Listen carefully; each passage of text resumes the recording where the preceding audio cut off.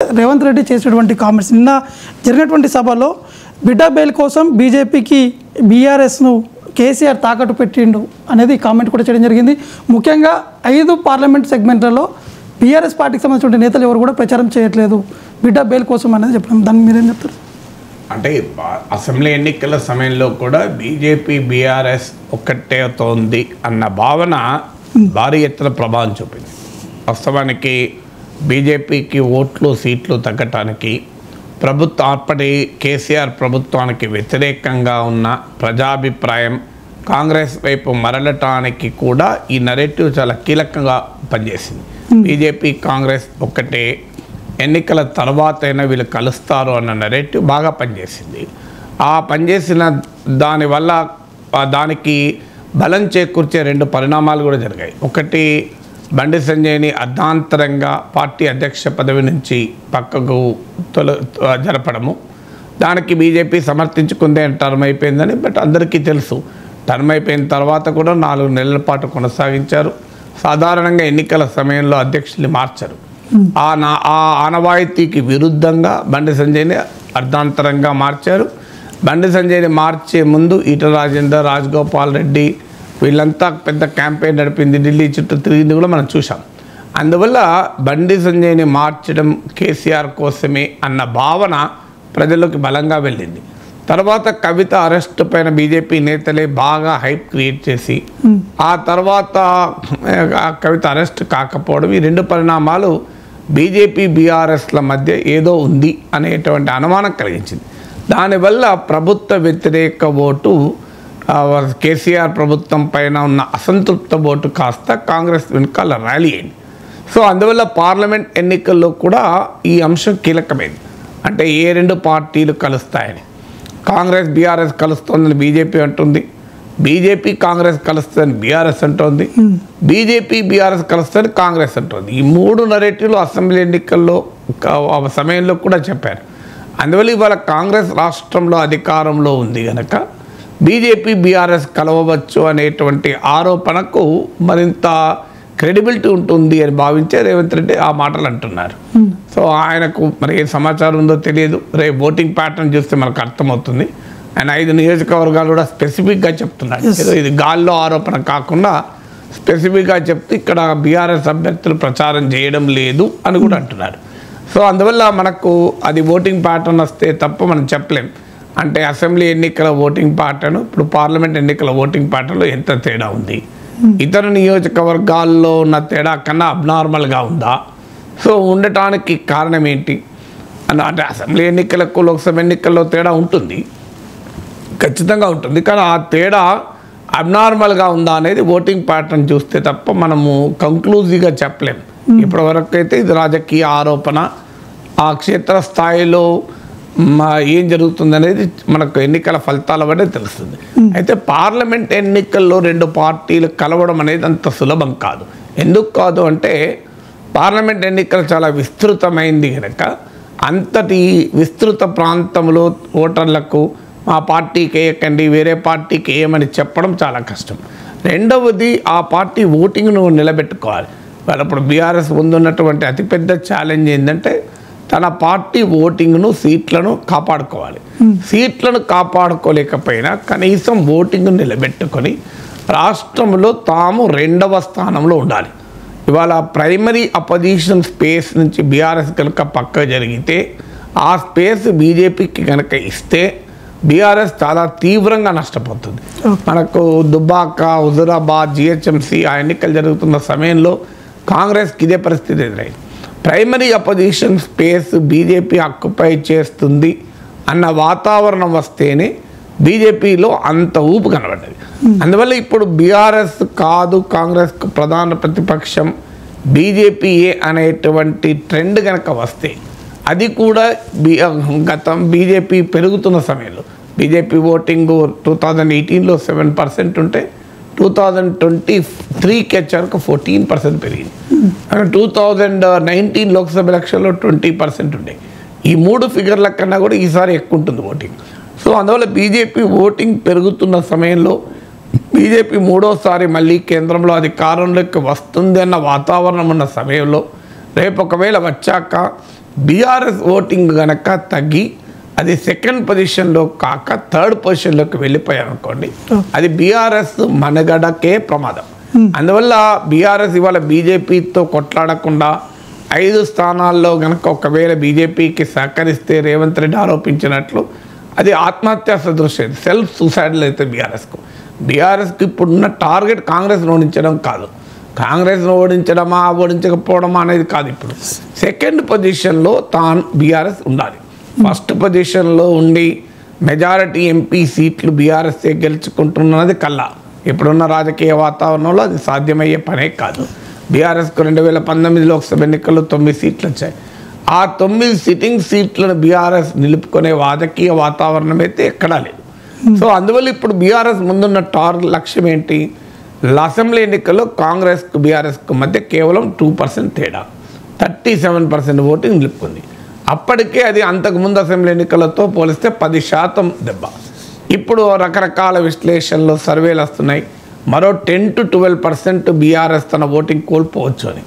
So ఆ voting ఇప్పుడున్న trend అయితే ఒక 10% మించే ఓటింగ్ కోల్పోవచ్చు, అంటే 37 నుంచి 27, 25 ఆ ప్రాంతంలో బీఆర్ఎస్ రావచ్చు అని. సో బీఆర్ఎస్ ముందున్న ఛాలెంజ్ ఏంటంటే ఇది 25 కాదు, 27 కాదు, తన ఓటింగ్ను ఎంత మేరకు నిలుపుకోగలిగితే అంత మేరకు నిలుపుకోవాలి. అంటే 37 వరకు నిలుపుకోగలగాలి పెరగకపోయినా. కానీ 25, 27 నుంచి కూడా పడిపోయి బిలో 20 వచ్చింది అనుకోండి, అది బీఆర్ఎస్ మనుగడకే ప్రమాదం. అందువల్ల రేవంత్ రెడ్డి ఆరోపణ నిజమో అబద్ధమో నాకు తెలియదు, కానీ ఒకవేళ నిజమే అయితే మాత్రం అది బీఆర్ఎస్కు సెల్ఫ్ సూసైడ్ అవుతుంది. ఒకవేళ బీఆర్ఎస్ నాయకత్వం వ్యూహాత్మకంగానో మరో విధంగానో కాంగ్రెస్ పార్టీని ఎక్కువ సీట్లలో ఓడించాలి, మేమైతేంది బీజేపీ అయితేంది అని గనక ఆలోచిస్తే అది కాంగ్రెస్కు ప్రమాదం కాదు, బీఆర్ఎస్కు ప్రమాదం. ఎందుకంటే బీజేపీకి గనక ప్రధాన ప్రతిపక్ష స్థానంలో కూర్చోపెడితే ఇక బీఆర్ఎస్కు పొలిటికల్ స్పేస్ ఉండదు. అధికారంలో కాంగ్రెస్ ఉంటుంది, ప్రధాన ప్రతిపక్షంగా బీజేపీ ఉంటుంది. మళ్ళీ కాంగ్రెస్ ఇందులో బీఆర్ఎస్ రోల్ ఏంటి? ఇప్పుడు కర్ణాటకలో జరుగుతున్న రాజకీయం చూస్తున్నాం, కాంగ్రెస్ అధికారంలో ఉంది, ప్రధాన ప్రతిపక్ష స్పేస్లో బీజేపీ ఉంది. మీరు గమనించండి, లాస్ట్ అసెంబ్లీ ఎలక్షన్లో జేడీఎస్ ఓటింగ్ గణనీయంగా తగ్గింది. ఫలితంగా ఇవాళ బీజేపీ జేడీఎస్తో పొత్తు పెట్టుకోవాల్సి వచ్చింది. అందువల్ల బీఆర్ఎస్ ఇండిపెండెంట్ ఎగ్జిస్టెన్స్కు ముప్పు వస్తుంది. ఒకవేళ బీజేపీతో కలిసినా అది జూనియర్ పార్ట్నర్ అయిపోతుంది. అందువల్ల ఏ రకంగా చూసినా బీఆర్ఎస్ ఈ ఎన్నికల్లో గట్టిగా కొట్లాడాలి, కాంగ్రెస్తోనే కాదు బీజేపీతో కూడా కొట్లాడాలి.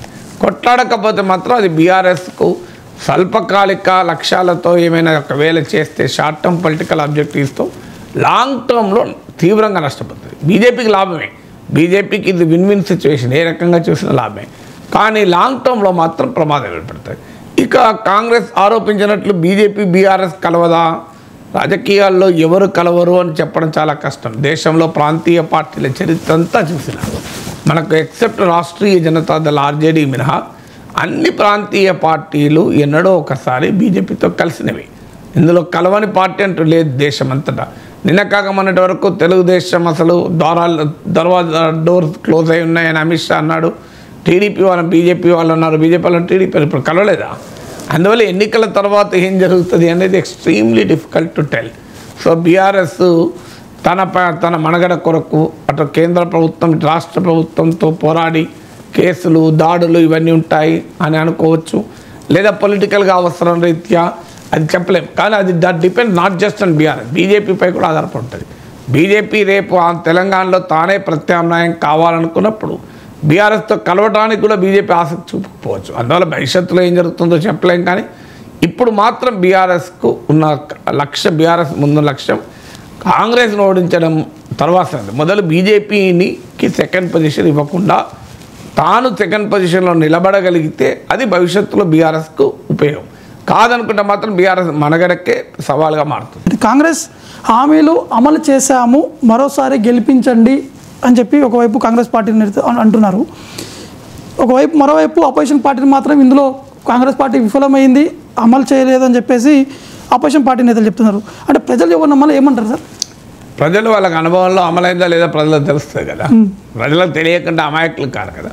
కాంగ్రెస్ పార్టీ కూడా అన్ని హామీలు అమలు చేస్తామని నేను చెప్పడం లేదు కదా. ఇవాళ పత్రికల్లో చూసాం కదా, ఆగస్టు 15 నుంచి రుణమాఫీ అమలు చేస్తాం, వచ్చే పంట నుంచి 500 బోనస్ అమలు చేస్తామని ఇవాళ పత్రికలు కూడా వచ్చింది.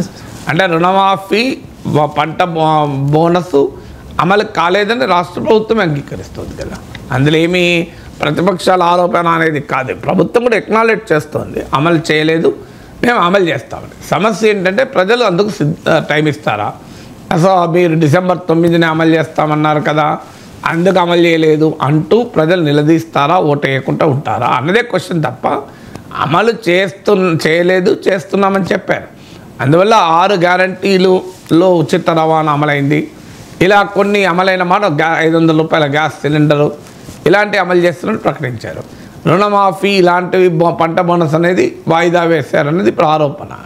కోడ్ వచ్చింది, ఇప్పుడు మళ్ళీ వెంటనే పంచాయతీ ఎన్నికల కోడ్ వస్తుంది. ఎన్నికలు అయిపోవడంతోనే ఇలా కాంగ్రెస్ సర్కార్ తాత్సారం చేస్తుందనేది బీఆర్ఎస్ ఆరోపణ. ఏ రాజకీయ పార్టీ అయినా అన్ని హామీల్ని మొదటి రోజు హామీ చేయదు. అదే ఎన్నికలకు ముందు అనరా అంటే అంటారు. ఎన్నికల ముందు ఆ రాజకీయ పార్టీలు ఏదైనా కాంగ్రెస్ అయినా బీఆర్ఎస్ అయినా ఆ మాటకైతే బీఆర్ఎస్ ఇచ్చిన హామీ 5 ఏళ్ల తర్వాత కూడా అమలు కాలే ఉన్నాయి కదా. ఇప్పుడు నిరుద్యోగులకు వృత్తి ఇస్తామన్నారు. ఇది part of the BRS manifesto. 5 ఏళ్ళైనా కూడా అమలు కాలే కదా. దళితులకు 3 ఎకరాల భూమి అది అమలే కాలేగా 99% అమలు కాలే. తర్వాత మాకు భూములు దొరకడం లేదు, భూములకు ధరలు పెరిగాయి అన్నారు. సో భూముల ధరలు పెరిగితే మరి అందుకే దళిత బంధు తెచ్చామన్నారు. దళిత బంధుకు దళితులకు 3 ఎకరాల భూమికి సంబంధం లేదు కదా. సో అందువల్ల KG to PG ఉచిత విద్య అన్నారు.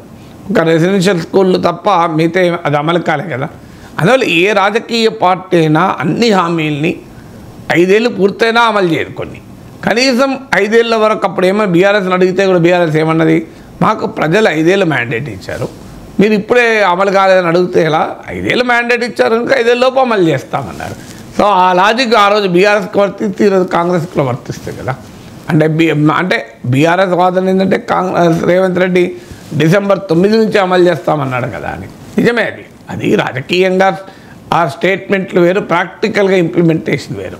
అందువల్ల నిరుద్యోగ భృతి 5 ఏళ్ళుగా కూడా కేసీఆర్ ఎందుకు అమలు చేయలేదు అంటే ఆన్సర్ లేదు కదా.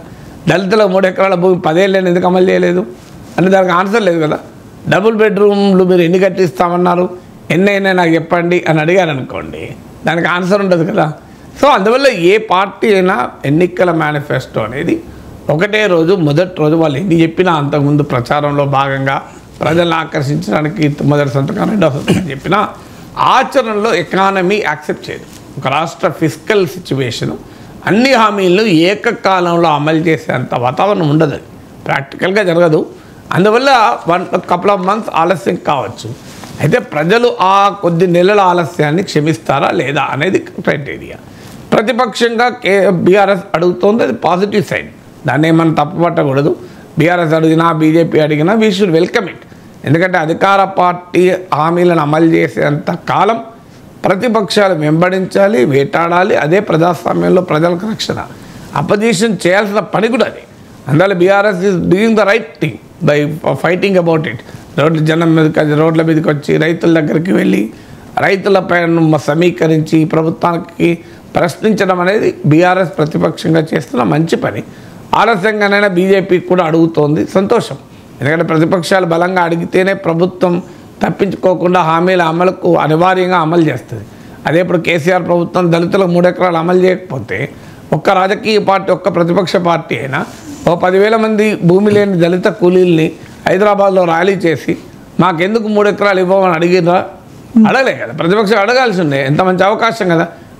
గ్రామాన భూమి లేని దళితుల సభలు పెట్టి, దళిత భూమి లేని పేదల సభలు పెట్టి, ఇంకా దళితులకు 3 ఎకరాలు ఇస్తానన్నాడు KCR.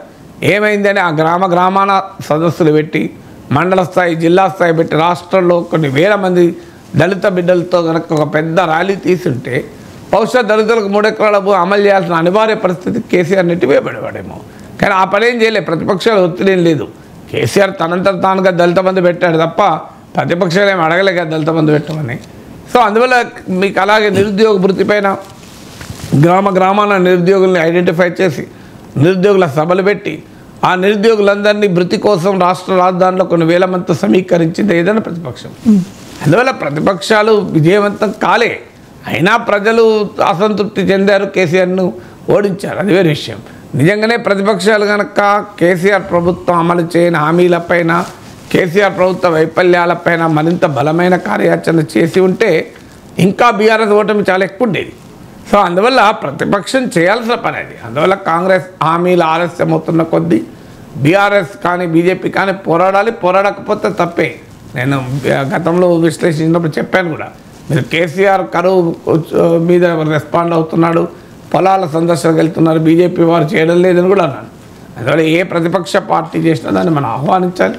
That is the beauty of democracy కదా. పవన్ కళ్యాణ్ అంటే కొన్ని కామెంట్స్ కూడా చేయడం జరిగింది. ముఖ్యంగా మొన్న జగన్మోహన్ రెడ్డి బస్ యాత్రలో జరిగినటువంటి దాడికి సంబంధించినటువంటి అంశం, ఆ కేసు విచారణ సంబంధించిన విషయం, అంటే బాధ్యులైనటువంటి వారినే ఆ బాధ్యులైనటువంటి అధికారులతోనే విచారణ జరిపించడం ఎలా అనేది వారు ప్రశ్నిస్తున్నారు. దాన్ని అంటే టీడీపీ, జనసేన, బీజేపీ ఈ ముగ్గురి కూటమి ఒక క్లారిటీ రావాలి.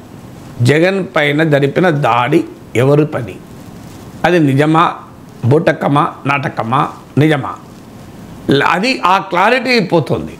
విచిత్రం ఏంటంటే నరేంద్ర మోడీ ఏమో నిర్బంధంగా ఎలాంటి షరతులు లేకుండా ఖండించాడు. జగన్మోహన్ రెడ్డి త్వరగా కోలుకోవాలని ఆశించాడు.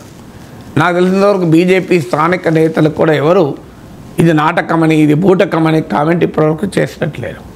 చంద్రబాబు నాయుడు దీన్ని తీవ్రంగా ఖండించాడు. మొదలు స్ట్రాంగ్లీ కండెమ్న్ అన్నాడు. దీనిపైన బాధ్యులైన అధికారులపైన చర్య తీసుకోవాలి అన్నాడు. దాడి జరిపిన వాడు నేరస్తులపైన చర్య తీసుకోవాలని అనలే, బాధ్యులైన అధికారులపై చర్య తీసుకోవాలన్నాడు. బట్ అట్లీస్ట్ తీవ్రంగా ఖండించాడు. తీవ్రంగా ఖండించాడంటే అర్థం ఏంటి? ఇది రియల్ ఘటన అన్నట్టే కదా. రియల్ ఘటన కాకపోతే తీవ్రంగా ఖండించారు కదా. ఒకవేళ ఇది నాటకమనే చంద్రబాబు నాయుడు నమ్మితే, ఇది బూటకము అని నమ్మితే ఖండించడం అంటే ఉండదు కదా. యాక్షన్ కూడా ఖండిస్తారు. ఎవరన్నా యాక్షన్ ఖండించరు, యాక్షన్ చేయడానికి ఖండిస్తారు. కానీ చంద్రబాబు నాయుడు ఫస్ట్ ట్వీట్ చూడండి మీరు, ఐ స్ట్రాంగ్లీ కండెమ్ అన్నాడు, తీవ్రంగా ఖండించాడు. మళ్ళీ ఇప్పుడు ఏమంటున్నాడు చంద్రబాబు నాయుడు? సో ఇది డ్రామాలద్దు, ఈ రాయి, ఇది గులకరాయి డ్రామా అంటున్నాడు మళ్ళీ చంద్రబాబు నాయుడు అంటున్నాడు మళ్ళీ. సో అప్పుడు తీవ్రంగా ఖండించాను, మరి నేను నిజం అనుకోని ఖండించిన, నాకు నిజం కాదని తేలిందని అన్నాడా? ఆ వివరణ ఇవ్వలే. లోకేష్ అయితే ఫస్ట్ రియాక్షనే ఇది తాడేపల్లి ప్యాలెస్ నుంచి వచ్చిన రాయి, అసలు ఈ రాయి కోడికత్తి 2.0 అని లోకేష్ వ్యాఖ్యానించాడు. మరి ఒకవేళ ఈ తాడేపల్లి ప్యాలెస్ నుంచే వచ్చిన రాయి అని టీడీపీ నమ్మితే ఎందుకు తీవ్రంగా చంద్రబాబు నాయుడు ఖండించాలి? ఖండించకూడదు కదా.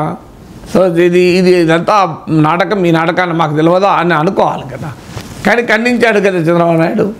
సో లోకేష్ ఏమో ఇది జగన్ పని అంటాడు, చంద్రబాబు నాయుడు ఏమో దీన్ని తీవ్రంగా ఖండించి బాధ్యులైన పైన చర్యలు కూడా తీసుకోవాలంటాడు.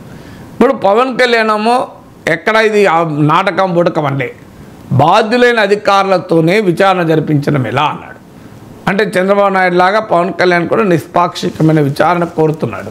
విచారణ ఎప్పుడు కోరుతాం? బాధ్యులైన అధికారులపై చర్యలు తీసుకోమని ఎప్పుడు అంటాం? బాధ్యులైన అధికారులతోనే విచారణ జరిపిస్తే న్యాయం జరగదని ఎప్పుడు అంటాం? ఆ ఘటన నిజమని నమ్మితేనే కదా అనేది. ఘటన నిజమని నమ్మితేనే ఇవన్నీ క్వశ్చన్లు వస్తాయి. బాధ్యులైన అధికారులు ఎవరు, భద్రతా వైఫల్యం ఎక్కడ జరిగింది, ఆ భద్రతా వైఫల్యానికి బాధ్యులు ఎవరు, ఇవన్నీ వస్తాయి కదా. ఘటనే నిజం కానప్పుడు భద్రతా వైఫల్యం ఎక్కడిదిగా.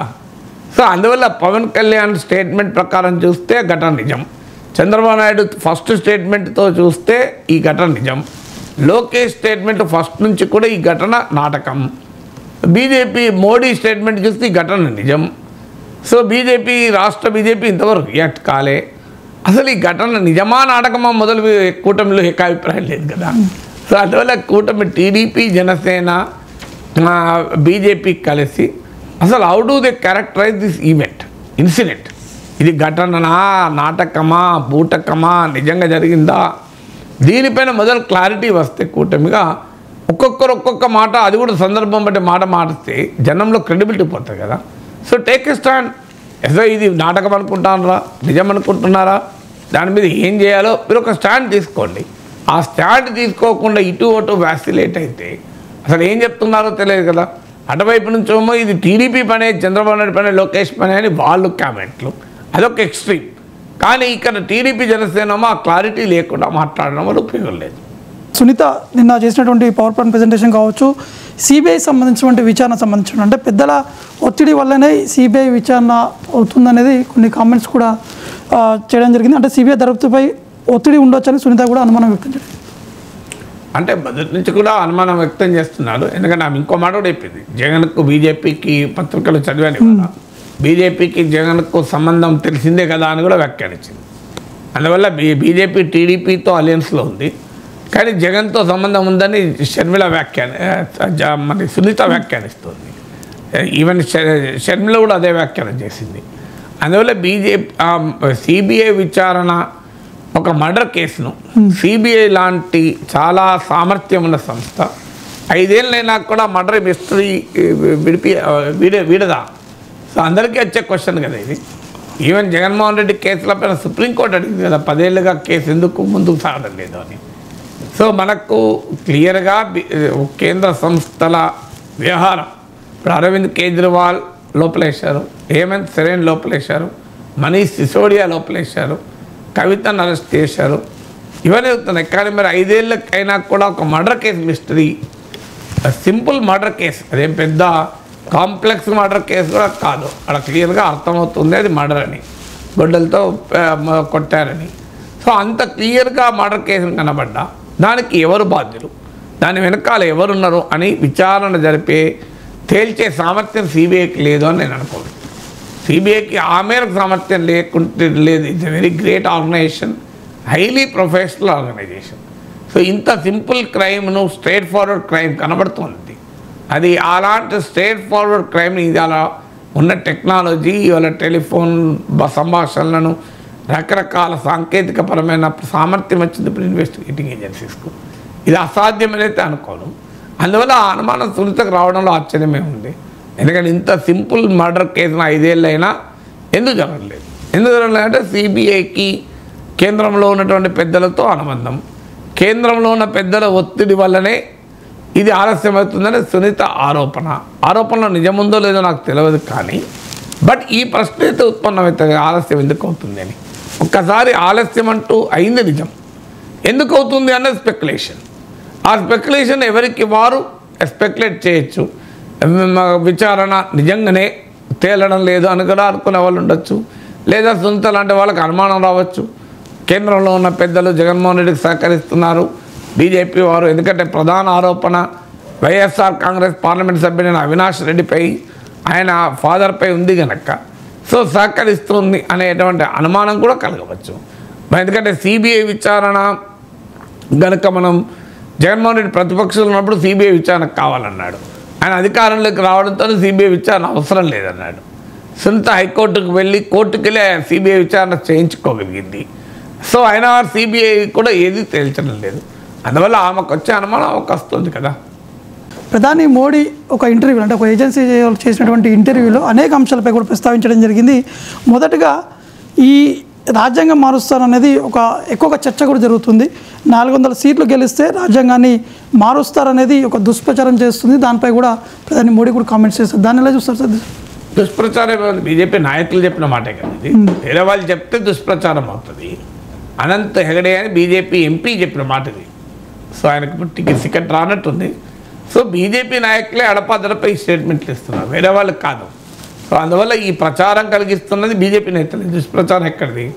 సో వాళ్ళేమో కొంతమంది బీజేపీ నేతలేమో మా 400 సీట్లు వస్తే రాజ్యాంగాన్ని మారుస్తామంటారు, నరేంద్ర మోడీ ఏమో నేను ఎందుకు మార్చను అంటాడు. సో అందువల్ల 2 సైడ్లు వాళ్ళే బ్యాటింగ్ చేస్తున్నారు, opposition side, position side. So అందువల్ల ఇదేమి వేరే వాళ్ళ ఆరోపణ కాదు, వేరే వాళ్ళు చెప్పింది కాదు. సో సాక్షాత్తు హోంమంత్రి రాజ్నాథ్ సింగ్ బహిరంగంగానే పార్లమెంట్లో చెప్పాడు కదా, సెక్యులర్ సోషలిస్ట్ అన్న పదాలు రాజ్యాంగ ఒరిజినల్ ప్రతిలో లేవు, ఇవి తర్వాత యాడ్ అయినవే అని. కేంద్ర ప్రభుత్వం అడ్వర్టైజ్మెంట్లు ఇచ్చి కూడా ఈ 2 పదాలని డ్రాప్ చేసిన సందర్భం కూడా మనం చూసాం. సుప్రీంకోర్టు తీర్పు కూడా ఉంది, ఆ 2 పదాలు తర్వాత చేసిన అవి భారత రాజ్యాంగం యొక్క మౌలిక స్వరూపంలో భాగమే అని. So secularism is a basic స్ట్రక్చర్లో భాగం. What was implicit was made explicit by the 42nd amendment అని సుప్రీంకోర్టు ఎస్ఆర్ బొంబాయిలో కేసులో తీర్పు చెప్పింది. చెప్పినా కూడా ఇప్పటికీ బహిరంగంగా అసలు సెక్యులర్ అన్న పదం తర్వాత యాడ్ చేశారు, అది మన రాజ్యాంగ క్యారెక్టరే కాదు అంటూ బహిరంగంగా మాట్లాడుతున్నటువంటి సందర్భం చూశాం కదా. సో అందువల్ల ఇవన్నీ కూడా బీజేపీ నేతలే మాట్లాడుతుండడం వల్ల ఈ ప్రశ్న ఉత్పన్నమవుతుంది. ఇక రాజ్యాంగాన్ని మారుస్తారా లేదా, అది దానికి ఊహించడం కన్నా ఇప్పుడు జరుగుతున్న పరిణామాలైతే రాజ్యాంగం పైన ప్రేమించేవారు కొంత ఆందోళన చెందే పరిణామాలు అయితే జరుగుతున్నాయి.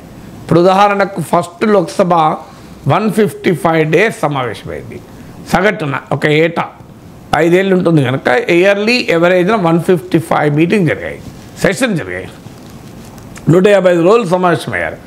ఇప్పుడు అది 55 రోజులకు పడిపోయింది. అంటే ఎంత స్థాయికి పడిపోయిందో దీన్ని బట్టి అర్థమవుతుంది కదా.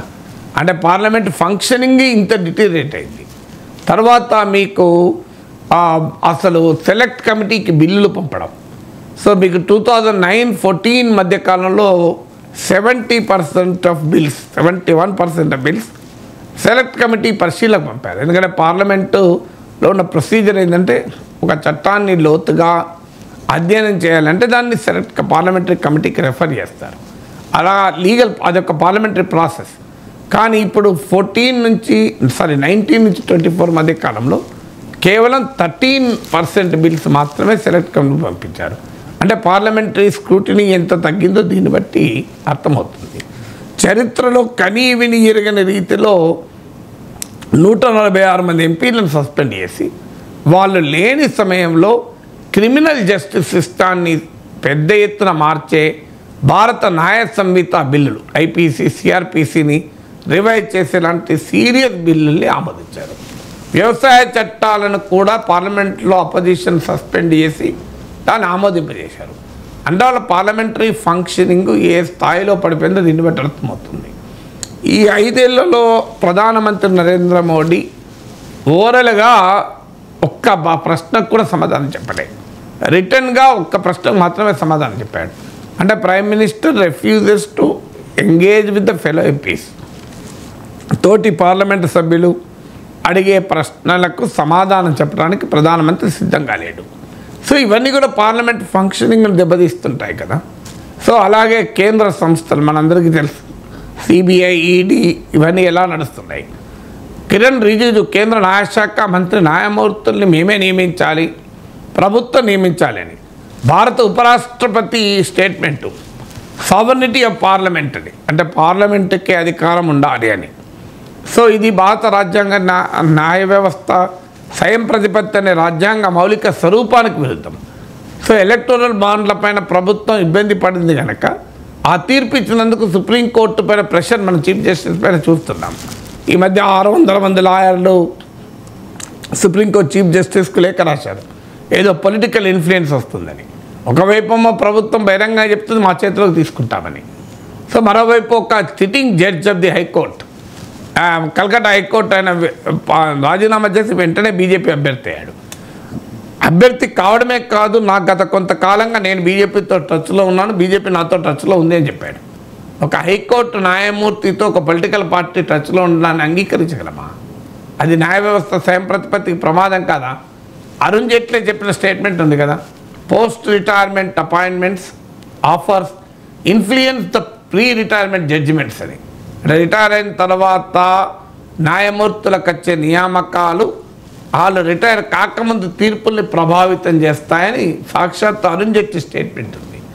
సో రాష్ట్రాలకు రావాల్సినటువంటి నిధులు రాకుండా సెస్సుల రూపంలో కేంద్రమే వాటిని తీసేసుకుంటోంది.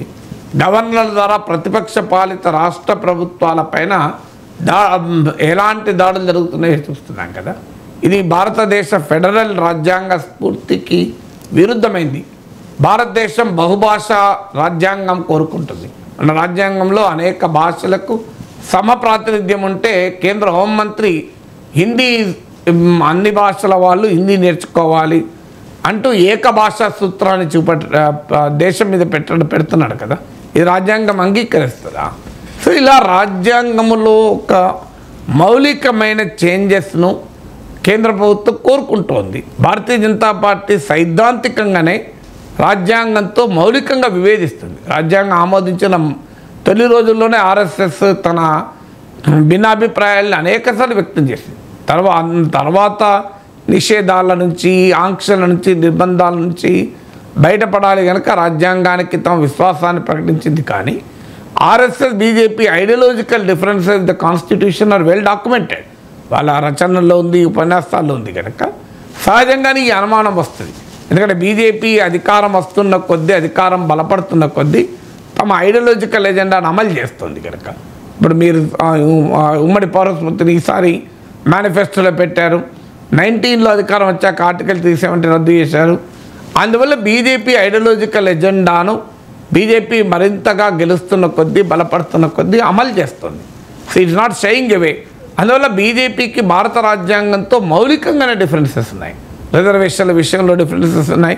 ఇలా చాలా విషయంలో it has an ideological differences. అదేదో అవకాశవాద విభేదాలు కాదు, అపార్చునిస్టిక్ డిఫరెన్సెస్ కాదు. బీజేపీ ఐడియాలజికల్గానే భారత రాజ్యాంగంతో డిఫర్ అవుతుంది. ఇది వెల్ డాక్యుమెంటెడ్, చాలా ఉపన్యాసాల్లో, రచనల్లో మీకు కనబడుతూ ఉంటుంది. ఇది ఇప్పుడు వాళ్ళు చెప్పకపోవచ్చు, ఎందుకంటే గ్రేటర్ యాక్సెప్టెన్స్ కొరకు చెప్పకపోవచ్చు. ఇప్పుడు గాంధీతో డిఫరెన్సెస్ అందరికీ తెలిసిందే కదా. అయినా రాజ్ఘాట్లో గాంధీకి శ్రద్ధాంజలి ఘటిస్తాడు ప్రధానమంత్రి, గాంధీ మహాత్ముని పొగుడుతాడు. పక్కనున్న ప్రజ్ఞాసింగ్ ఠాకూర్ ఇలాంటి ఎంపీలు గాంధీని విమర్శిస్తుంటారు. అందువల్ల ఇప్పుడున్న సమాజంలో ఇంకా వారి ఎజెండాకు పూర్తి అది మద్దతు లేదు గనక, ఇంకా రాజ్యాంగం పట్ల, గాంధేయవాదం పట్ల భారత ప్రజలు అభిమానంతో ఉన్నారు కనుక ఈ జాగ్రత్తగా మాట్లాడుతున్నారు. కానీ బీజేపీకి సైద్ధాంతికగానే భారత రాజ్యాంగంతో భిన్నాభిప్రాయాలు ఉన్నాయి. అవి వారు ఎన్నడూ దాచుకోలేదు. ఐడియాలజికల్ డిఫరెన్స్ అందరికీ తెలుసు అవి. అందువల్ల బీజేపీకి 400 సీట్లు వస్తే వారి సైద్ధాంతిక ఎజెండా, రాజ్యాంగంలో వారు అంగీకరించని అంశాలు తొలగించి రాజ్యాంగం యొక్క ఫండమెంటల్ క్యారెక్టర్నే మారుస్తారు అన్న అనుమానం కలగడానికి కారణం అది. ప్రధాని మోడీ కొన్ని కామెంట్స్ కూడా చేయడం జరిగింది. అంటే ఈడీ కేసులో 3% మాత్రమే రాజకీయ నేతలపై ఉన్నాయి, 97% నేరస్తులపైనే ఉన్నాయనేది ఒక వివరణ క్లారిటీ కూడా ఇవ్వడం జరుగుతుంది. ఇప్పుడు సమస్యల్లో నేరస్తుల, రాజకీయ నాయకులపైనే కేసులు పెడుతున్నాడు ఎవరు అనలేదు కదా. సో ప్రధానమంత్రి తెలివిగా ఆ డేటా ఇచ్చాడు. ఇప్పుడు క్వశ్చన్ అది కాదు, రాజకీయ నాయకులపైన ఎన్ని కేసులు పెడుతున్నారు, ఎవరిపైన కేసులు పెట్టడం లేదని ఎవరల్లే. ఆ క్వశ్చన్ ఏంటంటే అది 3%, 30% కాదు. రాజకీయ నాయకుల పైన పెడుతున్న కేసులు ప్రతిపక్షాలపైన 95% ఎందుకు పెడుతున్నారు? ఈ డేటా, ఈ ప్రశ్నకు మోడీ సమాధానం చెప్పలే. మోడీ తెలివిగా రాజకీయ నాయకులపైన 3%, 97% క్రిమినల్స్ పైన కదా, ఫైన్. కానీ ఈ 3% ఇష్యూ వల్ల పొలిటికల్ కేసులు, లీడర్ల పైన పెడుతున్న కేసుల్లో బీజేపీ మిత్రులు, బీజేపీ పైన ఎంత, ప్రతిపక్షాల పైన ఎన్ని, ఆ లెక్క చెప్పడం లేదు. ప్రైమ్ మినిస్టర్ చెప్పాలి. 95% కేసెస్ బీజేపీ వ్యతిరేకించే రాజకీయ నాయకులపైనే. ఇది యాక్సిడెంటల్గా ఎలా జరుగుతుంది? ఇక 2, సిబిఐ, ఈడీ కేసులుండి వారు కనుక బీజేపీలో చేరితే వారి కేసులు ఆగిపోతాయి, కదలవు, మెదలవు, లేదంటే వారి కేసులు రద్దవుతాయి. ఇది అశోక్ చౌహాన్, ఆయన ఇటీవల కాంగ్రెస్ నుంచి బీజేపీలో చేరాడు. ఆదర్శ్ సొసైటీ కుంభకోణంలో ప్రధాన నిందితుడు. ఇటీవల కాలం వరకు కూడా బీజేపీ ఆ కుంభకోణాన్ని, అశోక్ చౌహాన్ను తీవ్రంగా వ్యతిరేకిస్తూ వచ్చింది. ఆయన ఇప్పుడు బీజేపీలో రాజ్యసభ సభ్యుడు, మహారాష్ట్రలో పార్టీ తరఫున స్టార్ క్యాంపెయినర్. అజిత్ పవార్, ఆయన 70,000 కోట్ల ఇరిగేషన్స్ కుంభకోణానికి పాల్పడ్డాడని సాక్షాత్తు ప్రధానమంత్రి ఆరోపించారు, వేరే వాళ్ళు కాదు అది. సో ఆయన పైన ఏం జరుగుతుంది కేసు? ఇప్పుడు ఆయన ఈ కేసులన్నీ ఆగిపోయాయి కదా, ఏం కదలడం లేదు, మెదలలేదు కదా. జగన్మోహన్ రెడ్డి గత 10 ఏళ్ళుగా బీజేపీతో వ్యూహాత్మకంగా స్నేహాన్ని పాటిస్తున్నాడు. అందుకే సుప్రీంకోర్టు ఇటీవల అడిగింది కదా, జగన్మోహన్ రెడ్డి పైన కేసులు ఎందుకు ఆలస్యం జరుగుతున్నాయని. దీనికి ఆన్సర్ ఉండాలి కదా. సో అందువల్ల హేమంత్ బిశ్వా శర్మ, అస్సాం ముఖ్యమంత్రి, ఆయన కాంగ్రెస్ నాయకుడు ఉన్నప్పుడు సిబిఐ కేసు, ఆయన బీజేపీలో చేరాడు, కేసే లేదు, కదలడం లేదు కదా. ఇటీవల ఇండియన్ ఎక్స్ప్రెస్ ఈ బీజేపీ నుంచి, ఇతర పార్టీల నుంచి బీజేపీకి చేరిన 25 మంది నాయకులను ఎనాలిసిస్ చేసింది. అంటే వాళ్ళ మీద సిబిఐయో, ఈడో, కేంద్ర ప్రభుత్వ కేసులు. ఈ 25 మంది బీజేపీలో చేరితే ప్రముఖ నాయకులు, విపక్ష నేతలు, ఇందులో 3 పైన కేసులు క్లోజ్ అయ్యాయి. 20 మంది పైన కేసులు నత్తనడక్కలో నడుస్తున్నాయి, అది ఆగిపోయినాయి, దాదాపు స్తంభించిపోయాయి. ఒక 2 పైన మాత్రమే కేసులు యథాతథంగా నడుస్తున్నాయి. సో ఇది ఇండియన్ ఎక్స్ప్రెస్ పరిశోధనాత్మకంగా తెలిపింది. అందువల్ల క్లియర్గా మనకు కనబడుతుంది, వాషింగ్ మిషన్ లాగా భారతీయ జనతా పార్టీకి సన్నిహితమైతే ఈ కేసులో కదలిక ఉండలేదు. ఈ డేటా ప్రధానమంత్రి ఇవ్వాలి. ప్రధానమంత్రి ఇవ్వాల్సిన డేటా ఎందుకు ప్రతిపక్షాలపైన కేసులు పెడుతున్నారు, అధికార పార్టీ మిత్రుల పైన కేసులు పెడతలేరు. ఎందుకు అధికార పార్టీలో చేరితే కేసులు ఆగిపోతున్నాయి, కేసులు ముందుకు కదలలేదు. అన్నిటికీ మించి ఈడీలో కన్విక్షన్ రేట్ అంతా చెప్పాలి కదా ప్రైమ్ మినిస్టర్. మీరు కేసులు పెడుతున్నారు, బాగానే ఉంది. పిఎంఎల్ఏ చట్టం చాలా బలమైన చట్టం కనుక విచారణ లేకుండా ఏడాది పాటు మనీష్ సిసోడియా జైల్లో ఉంటాడు, బెయిల్ రాదు, ఫైన్. కానీ మరి మీరు ఎంతమంది పైన శిక్షలు పడుతున్నా what is the conviction rate? Negligible కదా ఈడీ కేసులు. మరి ఎందుకు నెగ్లిజిబుల్గా కన్విక్షన్ రేట్ ఉంటుంది? ఈ డేటా ప్రైమ్ మినిస్టర్ ఇవ్వాలి కదా. నెగ్లిజిబుల్గా ఎందుకు ఉంటుంది అనే ప్రశ్న మాత్రం ఉత్పన్నమవుతుంది కదా. అన్నిటికీ మించి పొలిటికల్ క్వశ్చన్కి ఆన్సర్ చెప్పాలి. తామే అవినీతి పనులను ఆరోపించి తమ ప్రభుత్వ సంస్థలే కేసులు పెడితే వాళ్ళు బీజేపీలో ఎందుకు చేర్చుకుంటున్నారు? దిస్ ఇస్ ఎ పొలిటికల్ మొరాలిటీకి సంబంధించిన క్వశ్చన్. కాన్స్టిట్యూషనల్ మొరాలిటీకి సంబంధించింది ఇప్పటిదాకా చెప్పాడు. What about the political morality? మీరు అశోక్ చౌహాన్ ఎందుకు చేర్చుకున్నారు? అజిత్ పవార్తో ఎందుకు కలిశారు? నిన్న కాక మొన్న 2019 ఎలక్షన్లో చంద్రబాబు నాయుడు పోలవరంను ఏటీఎంగా మార్చుకున్నారని మీరు ఆరోపించారా లేదా? మరి ఇలా చంద్రబాబు నాయుడు మీ మిత్రపక్షం ఎలా అవుతాడు? దీనికి ఆన్సర్ చెప్పాలి కదా. మీరు నిజమా కాదు మీరు చెప్పండి. పోలవరంకు ఏటీఎం కరే అని అన్నారా లేదా? కర్ణాటక అసెంబ్లీ ఎన్నికల సమయంలో దేవగౌడ కుమారస్వామిని బాప్ और బేటా భ్రష్టాచార్ పరివారవాది అని అన్నారు. ఇవాళ మళ్ళీ ఇప్పుడు బీజేపీతో జేడీఎస్ కలవడంతో దేవగౌడను కీర్తిస్తూ పొగుడుతూ మాట్లాడుతున్నాడు. సో ఈ ప్రశ్నలకు మొదలు మోడీ ఆన్సర్ చెప్పాలి. అందువల్ల ఆయన తనకు అడగని డేటా ఇస్తే ఇలా ఉంది. దానివల్ల బ్లాక్ మనీ కట్టడి నా మనసుకి నచ్చిన ఆలోచన. ఈ స్కీమ్ అనేది ప్రధాని మోడీ కూడా చెప్పడం జరిగింది. అంటే ఈ ముఖ్యంగా ఎన్నికల బాండ్ల వల్ల రాజకీయ పార్టీలకు విరాళాల్లో పారదర్శకత వచ్చిందనేది వారు చెప్తుంది. పారదర్శకత ఉంటే అసలు సుప్రీంకోర్టు ఎందుకు కొట్టేస్తుంది? సుప్రీంకోర్టు కొట్టివేసిందే పారదర్శకత లేదని. లెవెల్ ప్లేయింగ్ ఫీల్డ్ లేదు. ఇది ఫ్రీ అండ్ ఫెయిర్ ఎలక్షన్స్కి విరుద్ధము.